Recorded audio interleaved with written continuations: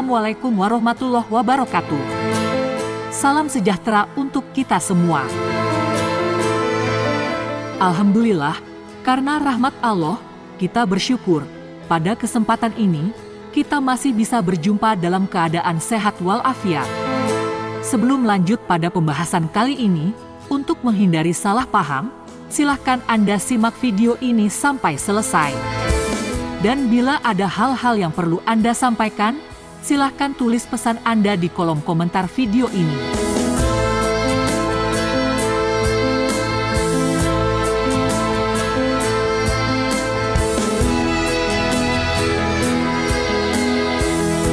Keberadaan para Habib Ba'alawi urban Yaman di Indonesia, hakikatnya, kehidupan mereka sama seperti benalu, tanaman liar, hidup merambat dan tumbuh subur mencengkram pohon-pohon, bebas berkembang biak, makan dan menghisap setiap saripati, sampai pohon itu tak lagi mampu menghidupi dirinya, lalu kering kemudian mati.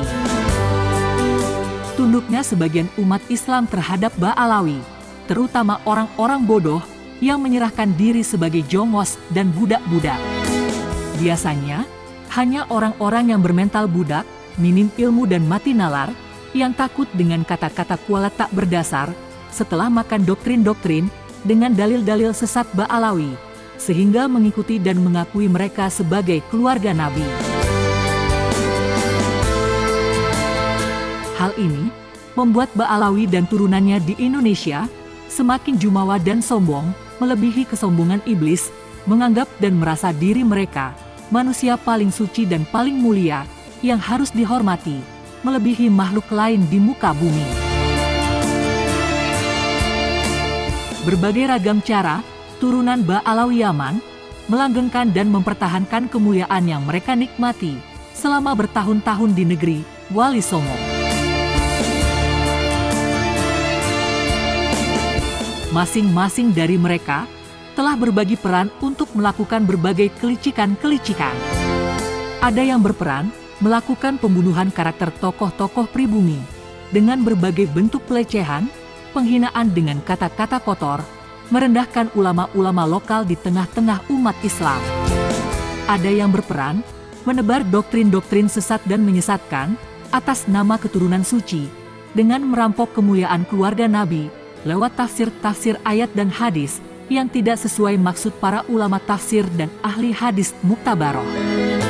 Mereka menafsirkan sendiri makna hadis dan ayat tentang kemuliaan keluarga Nabi, seolah makna itu hanya khusus bagi Ba'alawi.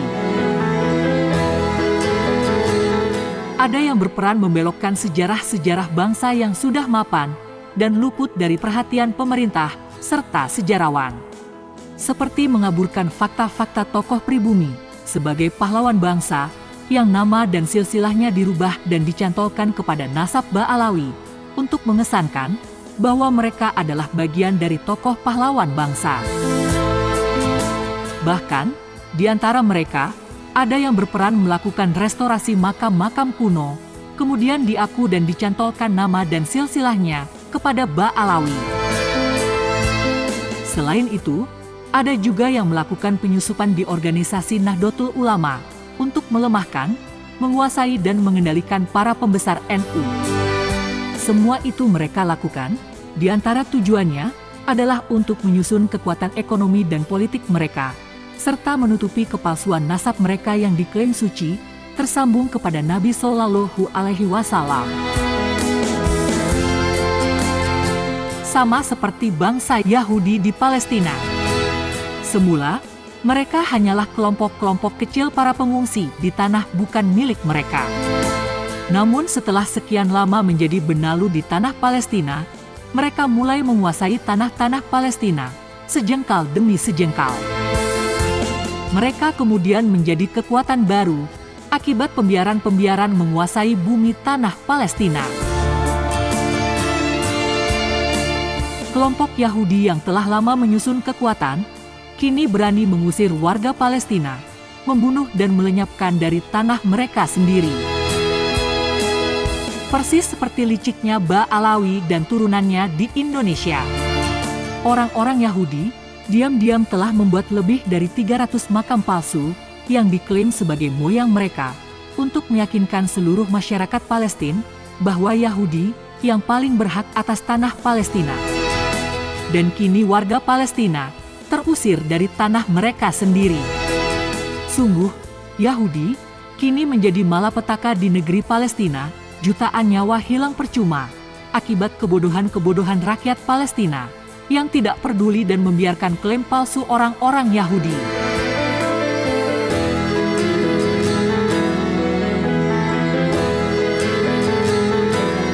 Dari peristiwa yang terjadi di negeri Palestina, serta kemiripan pola-pola kelompok turunan Yahudi Yaman dalam menyusun kekuatan-kekuatan baru di Indonesia, para kiai dan ulama NU seharusnya mampu membaca gejala-gejala ini.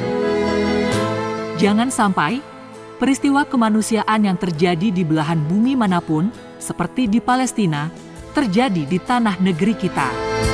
Nahdlatul Ulama dan seluruh tokoh yang ada dalam struktur pengurusnya, warga Nahdien serta simpatisannya, harus segera sadar dan bangkit, melihat serta memahami apa yang terjadi di tubuh NU saat ini.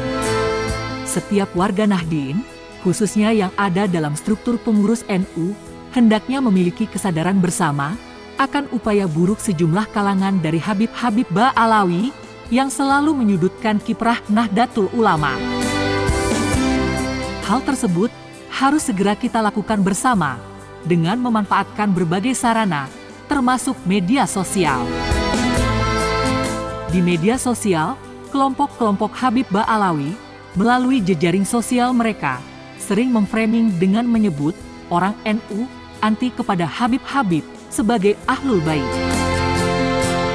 Ini adalah provokasi yang sengaja dilakukan para Habib untuk membentur-benturkan antara ulama-ulama NU.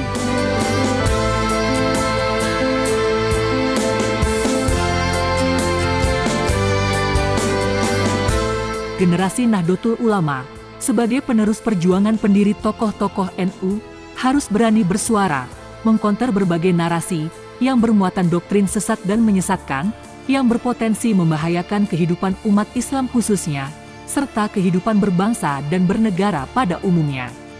Umat Islam, khususnya kaum Nahdien, lebih mencintai duriyah Nabi yang sesungguhnya. Dan mereka akan terus melawan berbagai doktrin-doktrin sesat Ba'alawi yang selalu merasa dirinya paling berhak menjadi keluarga Nabi.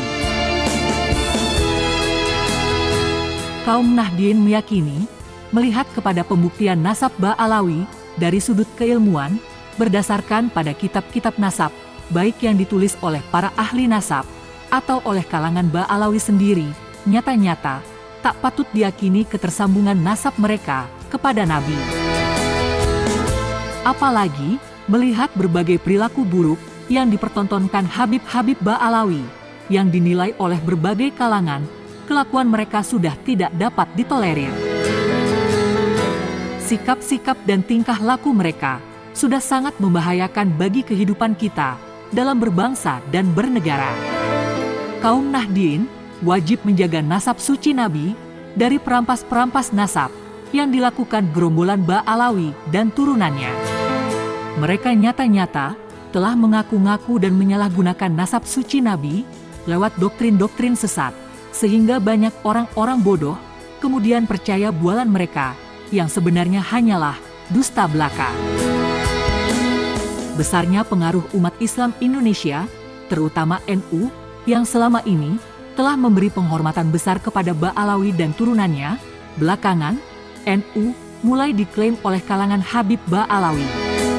Mereka menyampaikan dalam mimbar ceramah-ceramah bahwa NU lahir atas inisiasi dan usaha-usaha para Habib Ba'alawi.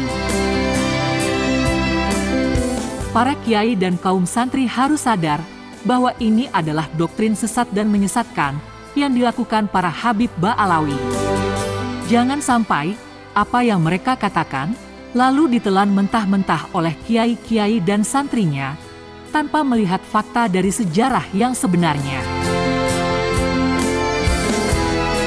Kepada seluruh warga Nahdien, bangunlah kesadaran kalian, baca dan pahamilah setiap peristiwa yang terjadi di lingkungan kita, dan bersiaplah membendung bahaya latin yang ditimbulkan dari berbagai sikap arogansi kaum urban Yaman di Indonesia, yang kini telah nyata menjadi ancaman terhadap eksistensi kita sebagai warga bangsa pribumi.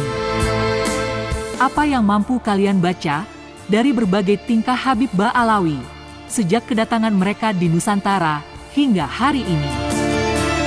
Apa sumbangsih mereka kepada negara, kepada ulama-ulama Nusantara sebagai ucapan terima kasih yang sudi membiarkan mereka tetap ada dan hidup di atas tanah kita? Apa balasan para Habib kepada warga NU setelah mereka dilindungi oleh Presiden Abdurrahman Wahid atas berbagai gugatan nasab suci palsu mereka oleh para ulama Nusantara? Apa yang kurang dari penghormatan warga Nahdien atas turunan Ba'alawi yang dimuliakan sepenuhnya?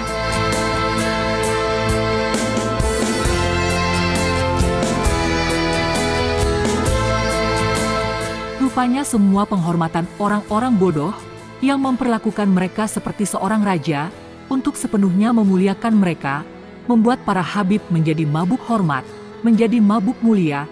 Mereka benar-benar tak sadarkan diri, telah memperlihatkan kepalsuan mereka yang selalu mencitrakan diri mereka orang-orang soleh. Rupanya, perilaku-perilaku iblis para Habib Ba'alawi telah banyak membuat kehancuran moral anak-anak bangsa, terutama umat Islam yang mulai meninggalkan keluhuran moral, meninggalkan perilaku budi pekerti yang baik. Anak-anak kecil sudah berani berucap kata-kata kotor disertai takbir, seperti yang sering didengar dari oknum-oknum Habib.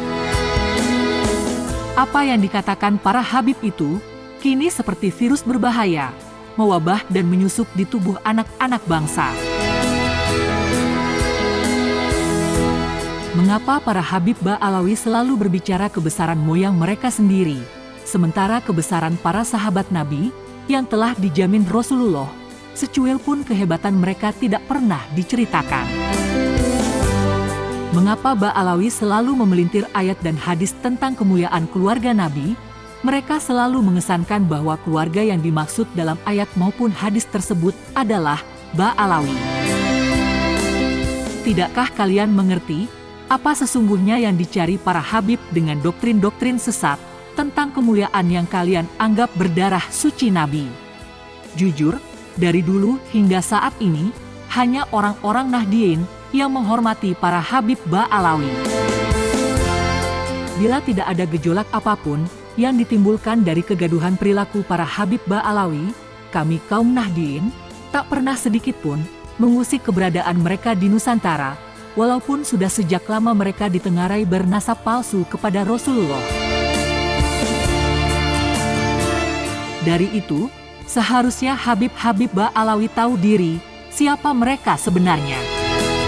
Kami warga Nahdien memang diajarkan hormat kepada siapapun oleh para leluhur, termasuk Habib-Habib itu. Namun kami juga tak sudi hanya dituntut menghormati mereka, sedangkan mereka tak sama sekali memberikan penghormatan kepada kami. Memangnya mereka itu siapa, sampai minta-minta penghormatan kepada kami kaum pribumi? Kami sekuat tenaga menjaga NKRI justru dirusak oleh gerakan-gerakan radikal yang dimotori para Habib yang ingin merongrong NKRI, Pancasila, dan Undang-Undang Dasar 45 akan menggantinya dengan khilafah atau NKRI bersyariah. Indonesia adalah hasil konsensus yang telah diputuskan secara bersama oleh para pendiri bangsa yang harus diamankan dan dijaga oleh seluruh anak bangsa, khususnya warga NU, sampai titik darah penghabisan. Bagi NU, NKRI adalah harga mati yang tidak boleh diotak-atik. Jika ada yang merongrongnya, maka harus berhadapan dengan NU. Namun aneh tapi nyata, apapun kegaduhan yang dilakukan kelompok urban Yaman, terutama mereka yang dianggap turunan Nabi, selalu dianggap lumrah dan wajar, walaupun jelas-jelas bertentangan dengan ajaran Nabi. Mengapa tak ada satupun para ulama dan kiai yang berani mengingatkan, menjelaskan dan meluruskan mereka? Aneh, karena ini telah terjadi berulang-ulang kali, tetapi seperti sengaja ada pembiaran.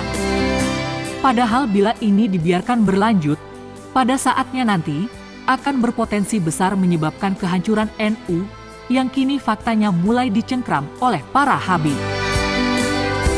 Memang, NU tampak besar dari luar, tetapi orang-orang yang menguasai di dalamnya bukanlah para kiai-kiai dan ulama Nusantara. Sudah sering kita mendengar beberapa pernyataan para Habib yang sengaja terang-terangan membelokkan sejarah bangsa kita. Generasi Nahdlatul Ulama sebagai penerus perjuangan pendiri tokoh-tokoh NU harus berani bersuara lantang, mengkonter berbagai narasi yang bermuatan doktrin sesat dan menyesatkan, yang berpotensi membahayakan kehidupan umat Islam khususnya, serta kehidupan berbangsa dan bernegara pada umumnya.